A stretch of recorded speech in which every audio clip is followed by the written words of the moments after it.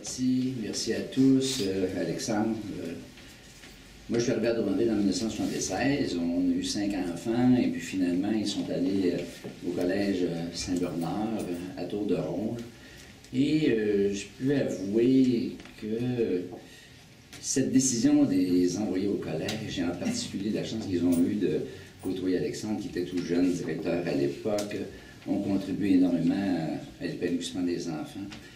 Alors, quand on m'a demandé de faire le petit laïus ici, j'étais allé voter à Bois-Pluvieux, Bois-Pluvieux et Carduret-Gauchu, et puis j'ai demandé qu'est-ce que je devrais dire là concernant Alexandre Cusson.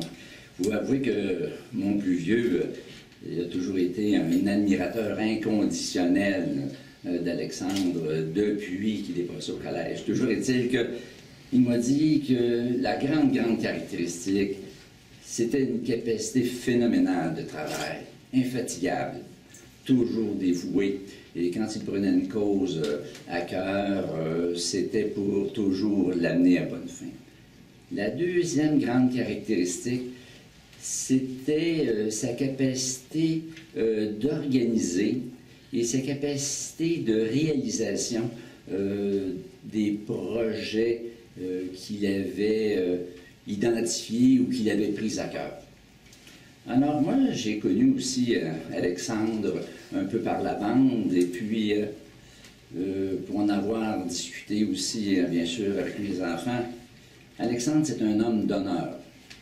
Les gens qui sont des hommes d'honneur, ce sont des gens qui, habituellement, sont foncièrement intègres. Ce sont des gens qui ne feront pas de compromis. Ça ne veut pas nécessairement dire que ce sont des gens qui ne sont pas capables de discuter, de prendre des avis des autres. Ce sont des gens qui vont toujours prendre des décisions pour le bien commun et non pas pour leur bien personnel. Et sa deuxième grande caractéristique aussi, c'est un homme de devoir. Alors, ça fait suite un petit peu ce que j'ai dit précédemment.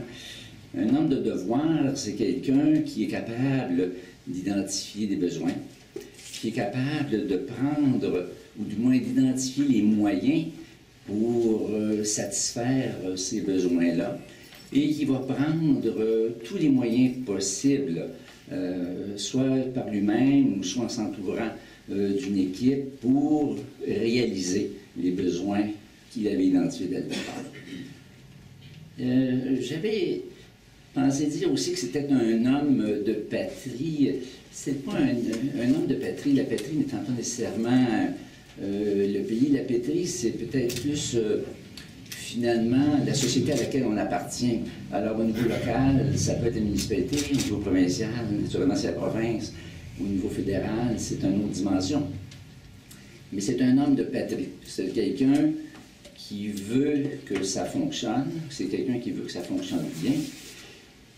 Mais comme c'est un gars d'excellence, il va toujours prendre les moyens sans détour pour que, entre guillemets, la patrie, c'est-à-dire la municipalité, puisse s'épanouir pour le plus grand bien commun de tous ses citoyens.